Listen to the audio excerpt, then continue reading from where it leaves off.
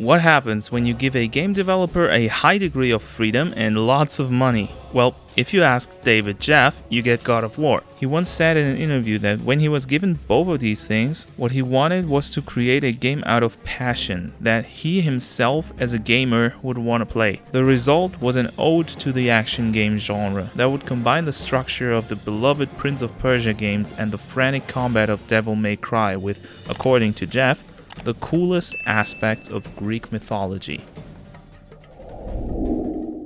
What's good, everyone, and welcome back to another episode of the Backlog project, where we play through a gigantic list of games to find out which of them is worth putting onto your backlog. Got a game you'd like to see on the show?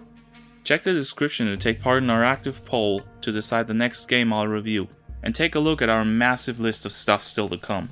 Your favorites missing from the list? Just message me on Twitter, Discord, or any other social media, and I'll add it.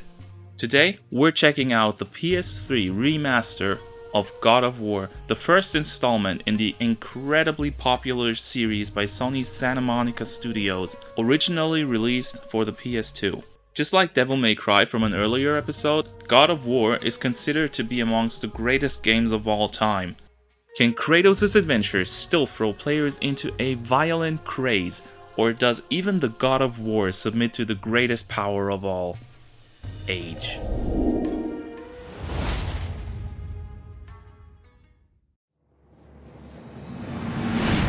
This is the title screen. You can start a game or load a save, access settings, and see all your collectibles. Nothing fancy, but the flaming background with Kratos staring at the player sets the tone for the upcoming game pretty well. When starting a new game, you get to choose between difficulty settings ranging from easy to very hard, the latter being locked for your first playthrough. The game transitions straight into the opening cutscene from the menu, which I think is insanely cool. We see Kratos jumping off a cliff after saying the gods had abandoned him, and a woman telling us a bit about his backstory. We then go back in time 3 weeks to Kratos fighting demons on a fleet that is attacked by the sea monster Hydra. I think the first few minutes of the game are very well done.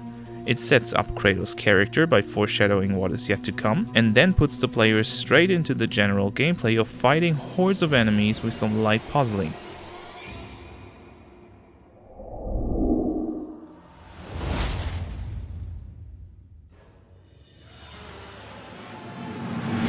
After killing the Hydra, another cutscene tells us a bit more about the story and Kratos' character. Our favorite bald Greek is sworn to serving Ares, the god of war, and has been killing all sorts of people in his name over the course of the last 10 years, which has kinda made him numb to taking lives.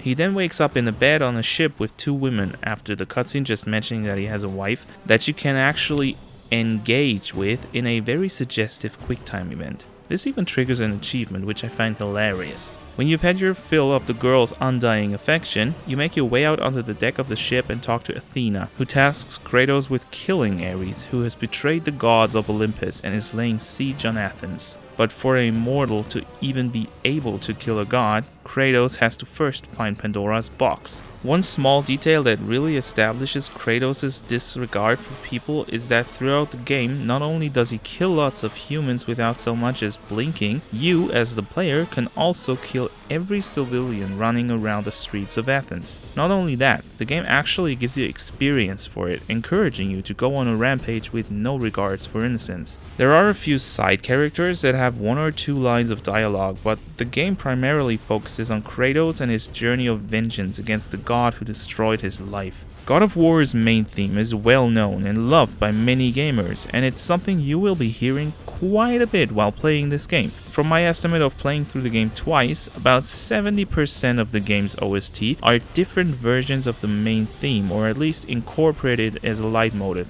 I don't want to bash on Jared K. Marino and his team who wrote the score, because it is definitely a very well composed one. But while playing, I was sometimes getting annoyed by hearing the same da-da-da, over and over again. The tracks that are actually standing on their own though are amazing and carry not only the brutality of the game, but also the Greek setting with a very brass and wind-heavy orchestra. Oh, and while we're talking about brutality, this game is very graphic, so maybe take a step back and think about what you can and can't stomach. Ripping enemies apart, splitting their skulls and impaling them is something you'll be seeing a lot. All of these, of course, accompanied by gallons over gallons of blood. Pre-rendered cutscenes in God of War HD look really bad. They haven't been touched at all, and seeing that PS2 resolution up on a 1080p or even higher screen just doesn't look good. Everything else does though. The game really benefits from a very strong sense of art direction and its Greek fantasy setting that make a lot of the places you visit very unique, especially some later parts of the game. There are also quite a few incredible scenic shots that make heavy use of the so-called cinematic camera that the game utilizes.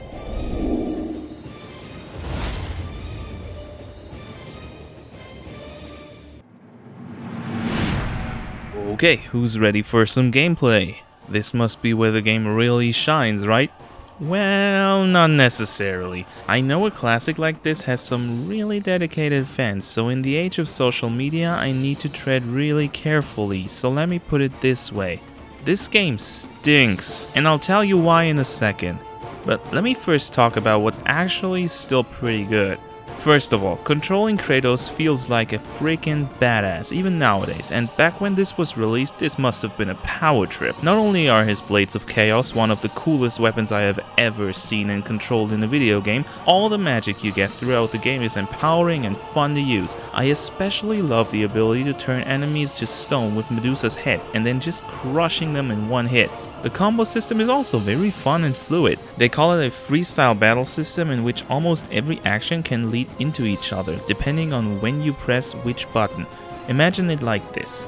Instead of there being a combo A, B, and C that are completely separate from each other, you can start with combo A, switch to the middle part of combo C, and then finish it off with combo B's jumping attack. This interconnection is true for almost every attack in the game, even magic and special attacks. This gives the game unprecedented flow and control, very akin to fighting games, and makes combat feel visceral, natural, and lets you experiment a lot in finding the combos that fit your style. That is, if there wasn't one thing standing between you and the great battle system: enemies. Fighting just one of the many demons in the game feels just like I just described. Fighting multiple enemies feels like shit. And you're almost always fighting multiple enemies. So why is that? The reason is pretty simple. Enemies are resistant to hit stun when doing an attack. You are not. You just can't pull off a combo without some enemy getting into an attack animation which you can then not interrupt, so you are forced to block. Or you can't because you're mid-animation yourself, so now you will take a hit and can't do anything against it. This sounds like nitpicking, but it happens all the time, giving you two ways to play the game. Live with the pain, spamming attacks and hope you live through every fight, or go the safe and boring route of only attacking occasionally and mainly focusing on parrying enemy attacks. By the way, enemies can also stun lock you very easily, giving you no chance to break free once you get hit by them once, often resulting in frustrating death on higher difficulties. The fighting is made even more frustrating by every enemy in any given room respawning between 2 to 5 times. Given that enemies have quite a bit of health to begin with, spending minutes to what basically amounts to clearing every room multiple times back to back isn't really my idea of fun. So we got an action game where fighting isn't fun most of the time. There's gotta be something else to shake up the gameplay and make it bearable, right? There is. The only problem is it makes it even more unbearable. The game features some pretty light platforming, climbing, balancing, hanging from ropes, that sort of stuff. Seems like a nice distraction from fighting, except for the fact that enemies are present even here. This is the epitome of stupidness because there's no real challenge or interaction here. Your whole combo game gets stripped from your toolkit, leaving you with only a light and a heavy attack while climbing. So you climb until you see an enemy, hit them until they die, then go on climbing for 1 or 2 seconds until the next one shows up. Rinse and repeat. This wouldn't be as bad if it didn't happen at least once every 15 minutes, and some of these climbing sections are freaking long. Balancing is the only thing in the game that is free of fighting. It's also the only thing in the game that's just pure shit without any saving grace. You just walk across a tight path and can spam X to save yourself from falling if you trip. What can be bad about this? First, the speed. You are slow. These sections are boring as hell. This gets remedied about halfway through the game when balancing gets spiced up a bit by having obstacles you have to jump over or dodge. But it somehow gets even worse through this edition. When in the beginning this was just boring, it now turns into a vision of Hades' deepest pits of hell because of how buggy this balancing gameplay actually is. I cannot even count the number of times I have either fallen off without the safety mechanism triggering or just straight through the floor after a jump, resulting in instant death and having to do the whole section again.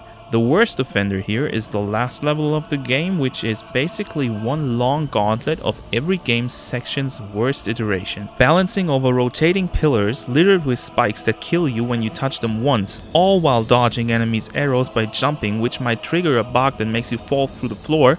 Check. Fighting multiple enemies, some of which are completely immune to hit stun. Check. Climbing sky-high rotating pillars where not only do you fall right back to the bottom when you touch even one of their many spikes, you also get damaged by all the ones you touch on the way down. Check. You get the gist. Okay, but the game has lots of puzzles, and game director David Jeff said each one was its own beast, so they've gotta be pretty cool, right? If a snail's a beast, yes. At least that's what I would categorize these puzzles as. Don't get me wrong, almost all of them are very well designed, so much so that some of them can stand toe-to-toe with the Zelda series. Most of the puzzles revolve around moving some object somewhere to make it interact with something or using it as a platform. But why is it so freaking slow? The whole game is an action-packed adrenaline rush. You're playing as a mortal that can go head-to-head with demons and gods, but he can't move a boulder faster than I can escort 10 grannies over a crosswalk. Which is something you should do, by the way. Be nice to your elders. Kratos is able to kick these various objects to speed this process up a bit, but he needs to charge that kick up like he's taking the largest shit of his life. All of these problems result in the game having a very weird pace. Often you get into the flow of combat, actually getting used to the frustrating enemies and having fun, when all of a sudden you get put into some weirdly slow puzzle or platforming section, frustrating you and pulling you out of that flow so that by the time you get back to fighting, you forgot all about that fun you had and the cycle starts again. There's also an upgrade system in the game that just kinda doesn't have to exist. You collect experience by killing enemies, which is then spent to upgrade either your weapons or magic, each of them having multiple levels to upgrade them to. When you start the game and the experience bar fills for the first time, showing a 1 next to it and indicating that you have leveled up, you head into the upgrade screen, but what you're greeted with is not a new skill, but disappointment. The experience bar is completely pointless because you need to spend crazy amounts of experience into these upgrades, upwards of 50 levels worth of XP in the later stages of the game. Why is this experience bar even there in the first place? It just makes the whole system feel weird and convoluted and has you constantly checking if you can get a new upgrade or not. Apart from enemies, experience also comes from some of the chests scattered all across the game. These contain either XP, health, magic, or upgrades to the latter two. They also have this very cool system of most resource chests switching between health and magic, so you can just get what you need from them. This is just a small critique, but it would have been great to have these also include XP, so when you don't need health or magic, it rewards you for playing well by furthering your upgrades a bit.